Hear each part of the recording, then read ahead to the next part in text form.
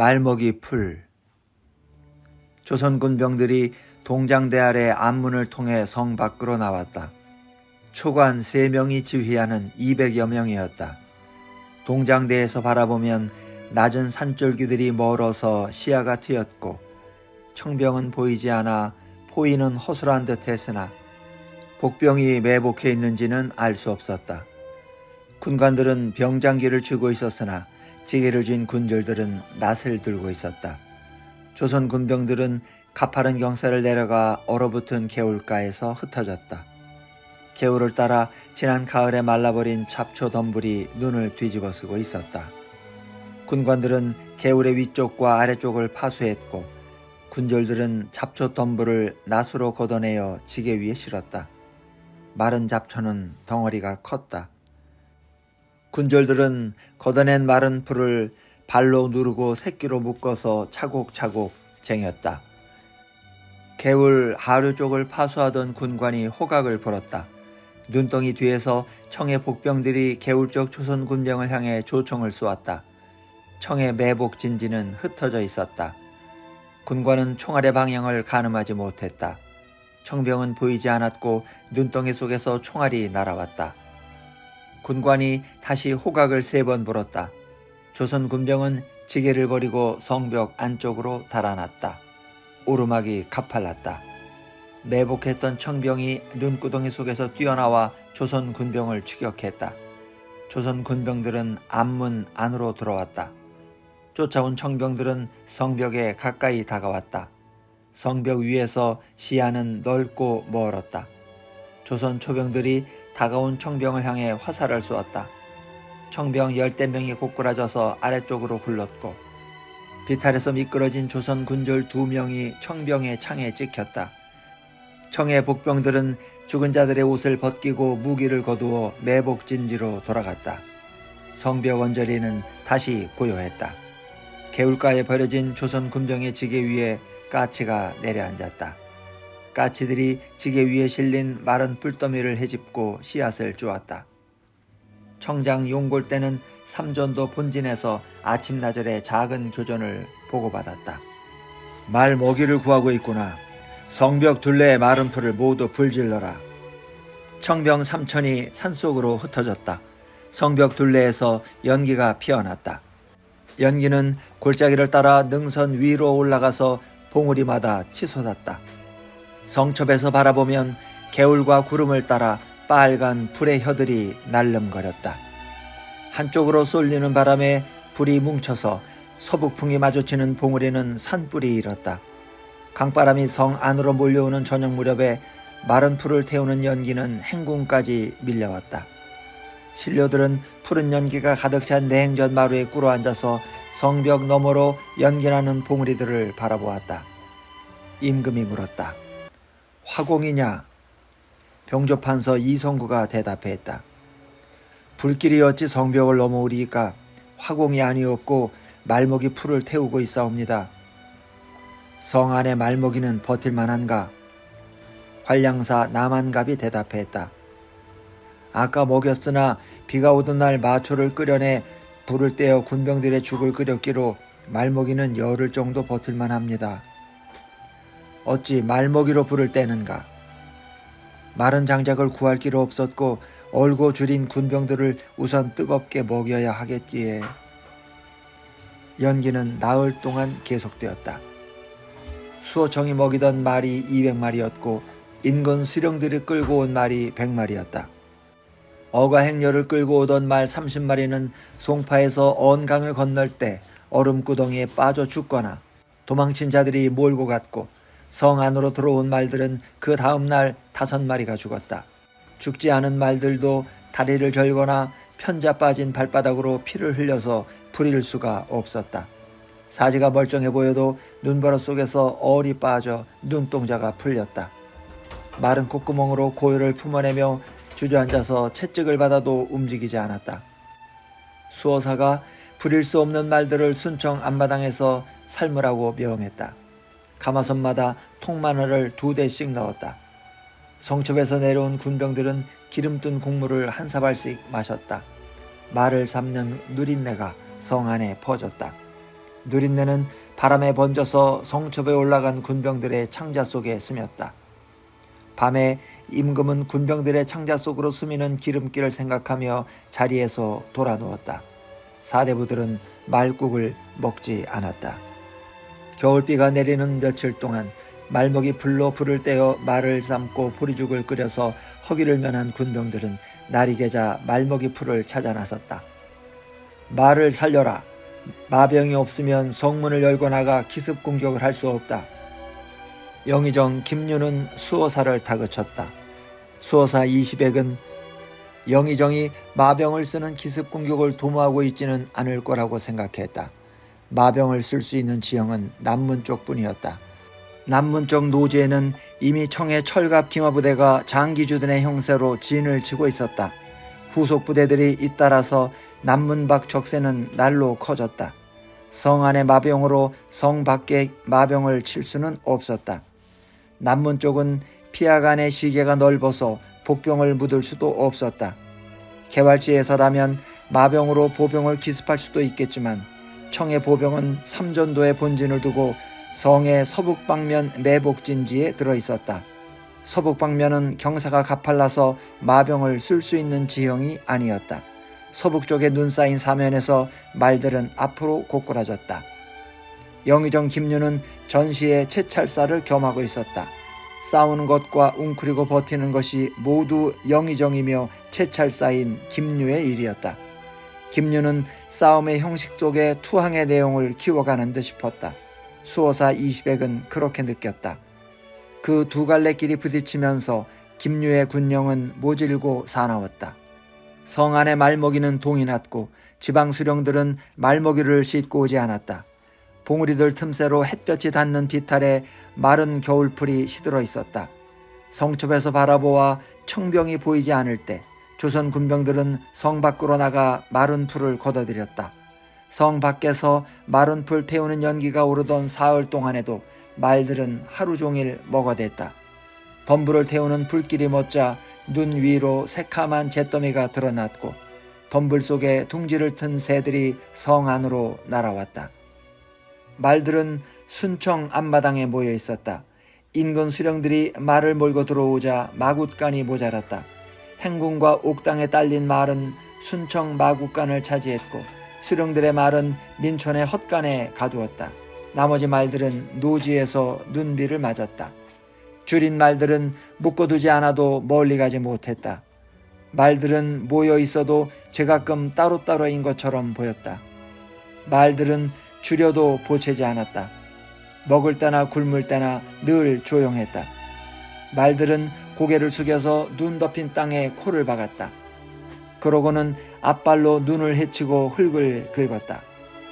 말들은 흙냄새 속에서 아직 돋아나지 않은 풀냄새를 더듬었다.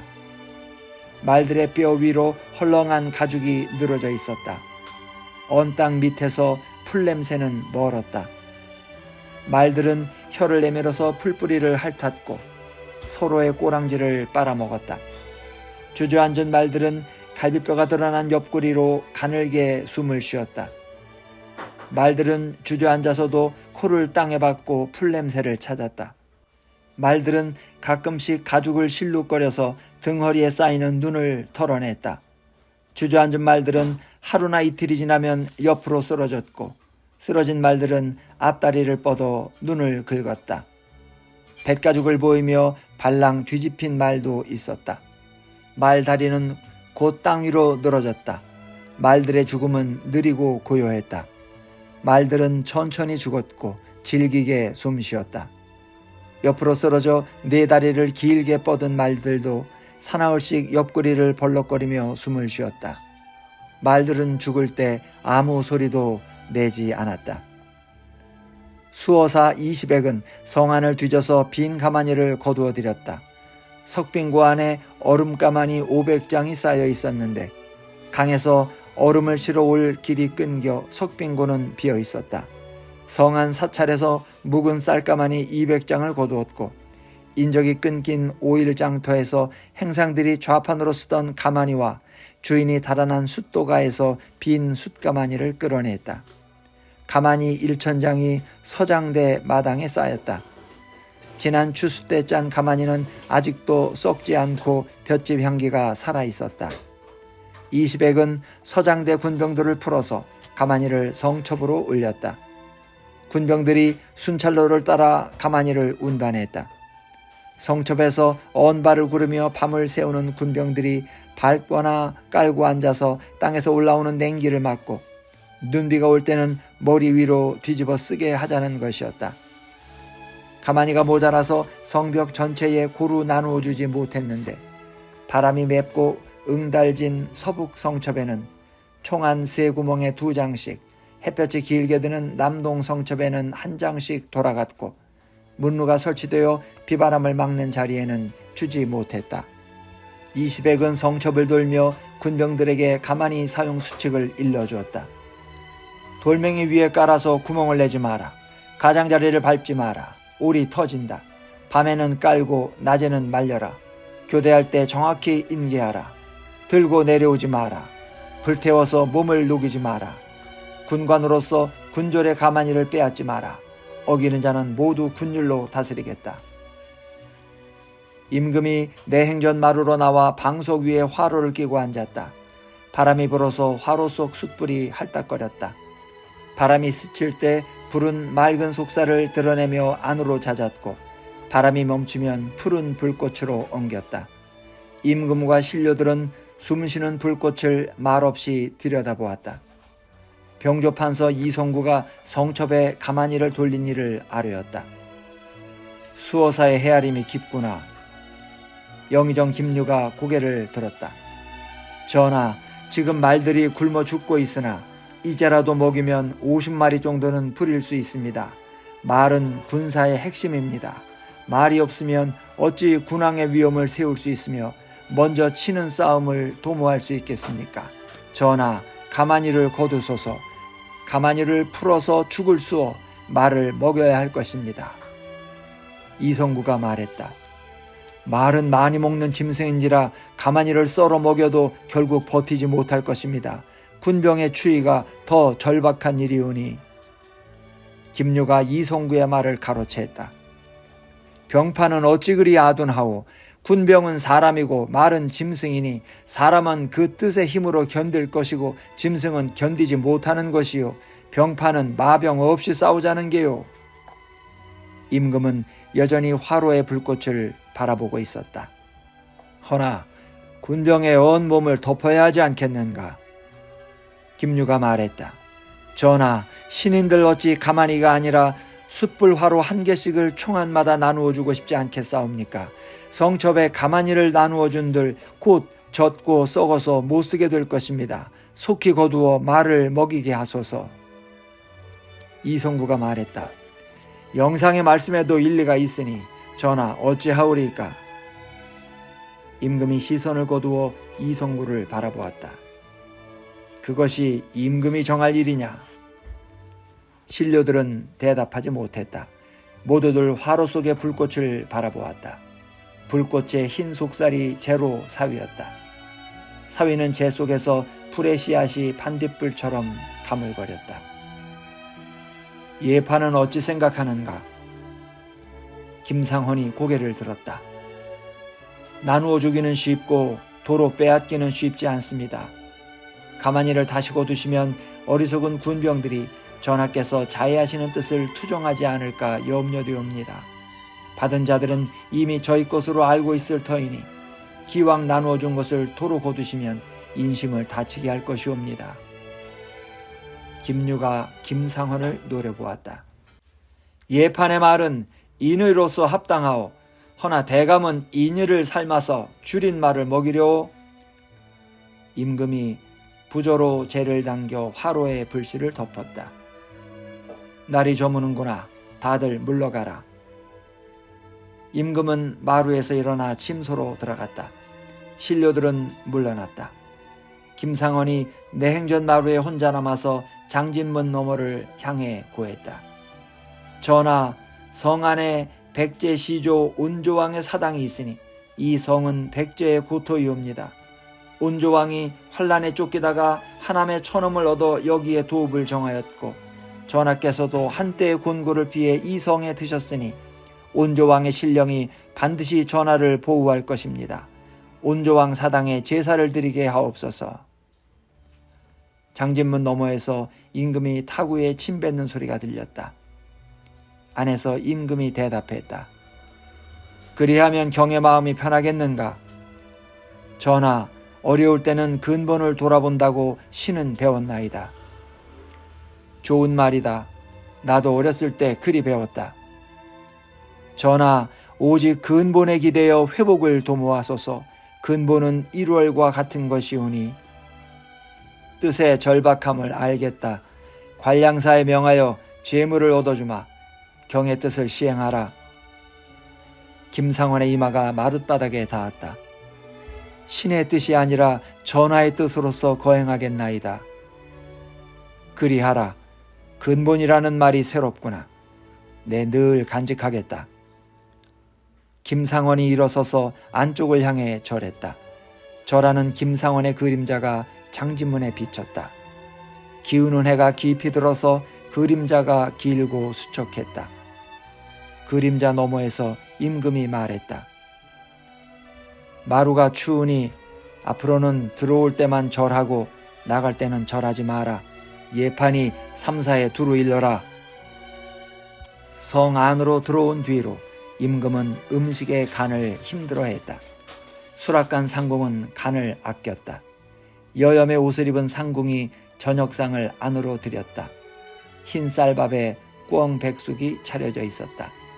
이천부사의 초관이 북장대 밑에서 잡아 행궁에 바친 2마리를 한 솥에 구워서 임금과 세자에게 1마리씩 올렸다.